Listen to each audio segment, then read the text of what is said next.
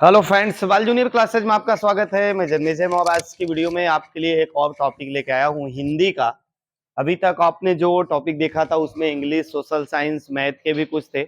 आज मैं आप एक और टॉपिक लेके आया हूँ हिंदी का। आप देखेंगे इसमें हिंदी के कुछ ऐसे क्वेश्चन जो महत्वपूर्ण हैं, अलंकार जैसे है। अलंकार क्या है, अलंकार किसको कहते हैं, इनका वर्गीकरण शॉर्ट वीडियो में अगर आप इसको नोट करेंगे तो निश्चित तौर से अलंकार किसको कहते हैं और अलंकार कितने प्रकार का होता है और उसके शब्द अगर हिंदी के एग्जाम्स में या किताबों में अगर आते हैं तो उनसे आप पहचान लेंगे कि इसमें कौन सा अलंकार है। अगर आप इसको ध्यान से देखेंगे तो आइए सबसे पहले अलंकार देखते हैं। अलंकार क्या है? तो काव्य की शोभा बढ़ाने वाले शब्दों को अलंकार कहते हैं। जैसे कोई भी मनुष्य है जब सुंदर कपड़े पहनता है तो उसकी शोभा बढ़ जाती है, मनुष्य की शोभा उसके कपड़ों से बढ़ती है। तो उसी प्रकार से आभूषण से बढ़ती है, कपड़ों से बढ़ती है। उसी प्रकार से काव्य में जो शब्द होते हैं उन शब्दों को अगर और हमको अट्रैक्टिव बनाना है और आकर्षित करना है तो अलंकार उसमें प्रयोग होता है।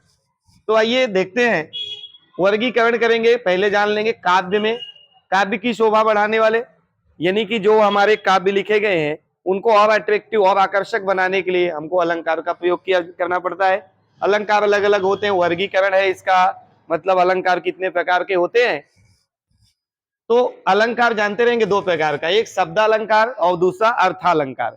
अब आप समझ लेंगे शब्द अलंकार क्या है। जहां केवल शब्दों के प्रयोग के कारण चमत्कार उत्पन्न होता है, जहां पर कोई शब्द लिखा जाए उसके द्वारा चमत्कार उत्पन्न कर दिया जाए। उस काव्य में, किसी भी काव्य में शब्द के माध्यम से कोई चमत्कार उत्पन्न कर दिया जाए तो वो शब्द अलंकार होता है। अर्थालंकार क्या है? जहां पर अर्थ के कारण काव्य में चमत्कार उत्पन्न कर दिया जाए, काव्य और आकर्षक बना दिया है, किसके माध्यम से? अर्थ के माध्यम से, तो उसको कहते हैं अर्थालंकार। अभी आप इसको एक एक करके देखेंगे। अब आप देखेंगे शब्द अलंकार तीन प्रकार का होता है, अनुप्रास, यमक, श्लेष। शब्द अलंकार के ये मुख्य है, बाकी इसमें दो और है, लेकिन मैं जो मुख्य मुख्य ज्यादा आता है वो मैं आपको बता दे रहा हूं। तीन ये होते हैं और तीन इनके, ये उपमा, रूपक, उत्प्रेक्षा, और इनके शब्द अलंकार में अनुप्रास, यमक और श्लेष।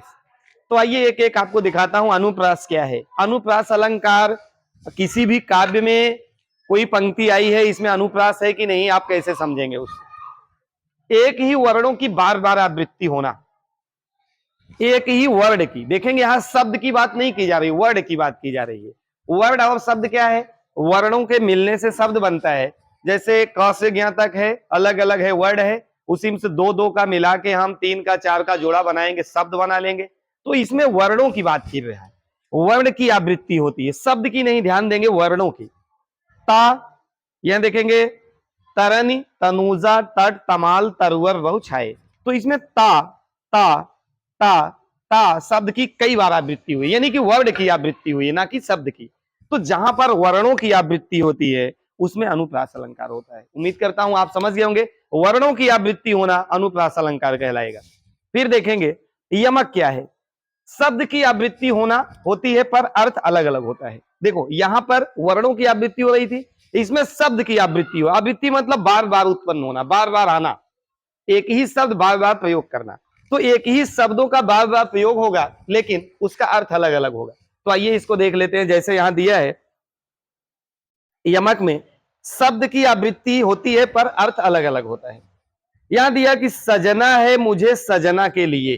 ध्यान से समझेंगे, सजना है मुझे सजना के लिए। सजना है मतलब तैयार होना है, किसके लिए? सजना के लिए। सजना मतलब प्रीतम के लिए, अपने पति के लिए, या कुछ भी कह सकते हैं अपने प्रेमी के लिए। सजना है मुझे सजना के लिए, तो यहां अपने पति के लिए, और ये सजना है मतलब तैयार होना है। तो ये सजना का अर्थ अलग अलग है।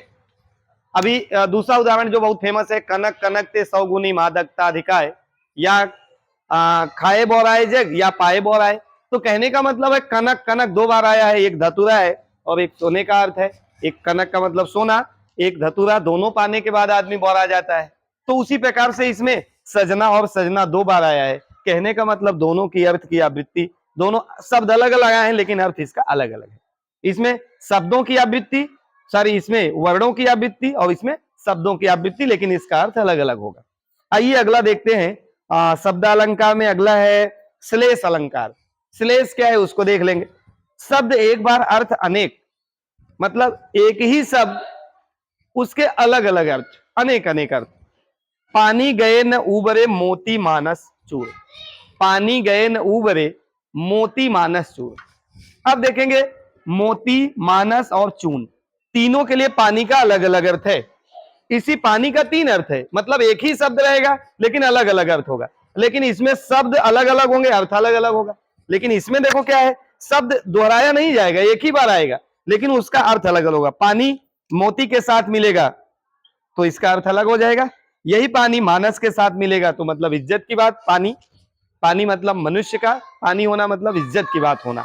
तो चून के साथ मिलेगा तो जल होना, मतलब जो भी उसका रिएक्शन होना। कहने का मतलब है पानी का तीनों के साथ अलग अलग रिएक्शन होता है। श्लेष में एक ही शब्द आएगा लेकिन उसके अर्थ अलग अलग शब्दों के साथ अलग अलग मिल जाता है। ये हो गया शब्द अलंकार। उम्मीद करता हूं इसको आप लिख लेंगे और समझ लेंगे तो अर्थ का, अलंकार का जो वर्गीकरण है उसको आप आसानी से जान लेंगे। अर्थालंकार क्या है, जहां पर अर्थ के कारण काव्य में चमत्कार उत्पन्न हो उसे अर्थालंकार कहते हैं। ये मैं आपको बताया कि अर्थ के कारण काव्य में चमत्कार उत्पन्न कर देना, काव्य को और सौंदर्य प्रदान कर देना और सुंदर बना देना। उपमा, रूपक, श्लेष, उत्प्रेक्षा। उपमा क्या है, किसी व्यक्ति या वस्तु की उसके रूप, रंग, गुण के आधार पर तुलना करना। उपमा करना मतलब आप वैसे भी समझ रहे होंगे, किसी का किसी के साथ उपमा करना मतलब उसकी उसके साथ तुलना करना। किसके आधार पर, रंग, रूप और उसके गुण के आधार पर किसी की दूसरे के साथ तुलना कर दिया जाए और वो तुलना उपमा अलंकार कहलाता है। जैसे हरि पद कोमल कमल से, हरि मतलब भगवान के पद मतलब पैर, कोमल है कमल से, मतलब भगवान के पैर कमल से भी कोमल है। कमल यानी कि फूल, इससे भी कोमल है। तो कहने का मतलब हरि का जो पद है, हरि का जो पैर है, उसकी तुलना हम कमल से कर रहे हैं। भगवान के पैरों की तुलना हम किससे कर रहे हैं, कमल से कर रहे हैं। तो किसी वस्तु का या व्यक्ति की तुलना दूसरी वस्तु या व्यक्ति से किया जाना मतलब क्या, उपमा अलंकार होता है। अगला आ जाएंगे रूपक। उपमेय और उपमान में समानता दिखाई देने पर, उपमेय और उपमान मतलब क्या है कि जिस वस्तु की तुलना जिस वस्तु से कर रहे हैं दोनों समान दिखेगा। मतलब ऐसा नहीं लगेगा कि इसकी तुलना इससे हो रही, ऐसा लगेगा वह वस्तु वही है, जो आप बोल रहे हैं वही है, तुलना नहीं है, सेम। जैसे चरण कमल बंदव हरिराई, अब चरण कमल बंदव हरिराई मतलब हरि के कमलवत चरणों की मैं वंदना करता हूं।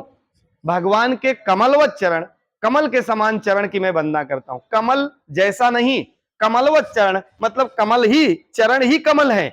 भगवान के चरण जो है वो कमल ही है, कमल जैसा नहीं है। अगर जैसा होता तब तो उपमा हो जाता। अब करे उपमेय और उपमान, यानी जिसकी तुलना और जिससे करना है दोनों एक हो गए। इसमें जैसे मतलब ये नहीं है कि इसके समान है, ऐसा नहीं है, बल्कि वही है एकदम सेम। तो इस प्रकार से अगर उपमेय और उपमान दोनों एक समान हो जाएं, ऐसा लगे कि दोनों वही हैं। मतलब कमल जो है, चरण जो है वो कमल ही है, कमल के समान नहीं है। कमल चरण बंदो हरिराई, कि हरि के जो चरण है वो कमल है, कमलवत चरण है, कमल के समान नहीं है। ऐसा होता तो उपमा हो जाता। लेकिन ये उपमेय और उपमान मतलब जिस वस्तु की तुलना कर रहे हैं जिससे कर रहे हैं दोनों एक ही हैं। अब इसके बहुत सारे उदाहरण हैं, आप जानते होंगे, लेकिन मैं एक एक उदाहरण के माध्यम से आपको ये बता देता हूं। उत्प्रेक्षा, ये अर्थालंकार का एक उत्प्रेक्षा होता है। उपमेय में उपमान की संभावना देने पर, उपमेय उपमान यानी कि तुलना करने वाली वस्तु और जिससे तुलना की, यानी दोनों में संभावना लगता है, कंफर्म नहीं रहता है, ऐसा होता है जैसे संभावना है। मन, मानो, जन, ये शब्द प्रयोग होते हैं। मतलब ये शब्द जो होते हैं लगभग लगभग इसकी पहचान यही है कि ये शब्द उस सेंटेंस में, उस वाक्य में जरूर लगे रहेंगे। तो ये लगे रहेंगे तो आप इसी से पहचान लेंगे कि इसमें उत्प्रेक्षा है। मन, मानो, जैसे मानो ऐसा हो रहा है, इस प्रकार। जैसे यहां देखो है, नेत्र मानो कमल है, नेत्र कमल नहीं है, कमल जैसा नहीं है, मानो जैसे कमल है। मतलब आपको संभावना व्यक्त कर रहा है कि मानो उसके नेत्र कमल ही है, संभावना ऐसी व्यक्त हो रही है। अब एक और इसका उदाहरण आता है कि सोहत ओढ़े पीठ पर श्याम सलोने गात, मनो नील मण शैल पर आपत पड़ो प्रभात। तो कहने का मतलब यह है कि जिसमें मन, मानो, जन, जानो शब्दों का प्रयोग कर देता है और एक वस्तु का यानी कि उपमेय का उपमान के साथ संभावना ऐसी व्यक्त होती है, वहां पर ये अलंकार यानी कि उत्प्रेक्षा होता है। तो उम्मीद करता हूं कि अलंकार की जो मैंने आपको परिभाषा बताई, इसका वर्गीकरण किया, और किसको किसके माध्यम से आप पहचानेंगे, थोड़ा सा इसको नोट करके अगर एक बार ध्यान से बैठ के समझ लेंगे तो आप अलंकार के इस प्रकार को, इसमें और भी है, ऐसा नहीं है कि केवल 3 ही है, लेकिन जो मुख्य मुख्य हैं, जो हमेशा ज्यादा से ज्यादा एग्जाम में आते हैं, मैं वही आपको बताया हूँ, और फिर से और आगे जो है उसको भी बताने का प्रयास करूंगा। तो उम्मीद करता हूं कि आप इसको जरूर समझ गए होंगे, और नेक्स्ट वीडियो में अगली टॉपिक के साथ मैं आपको फिर से मिलूंगा। तब तक के लिए आपको बहुत बहुत धन्यवाद। Thank you.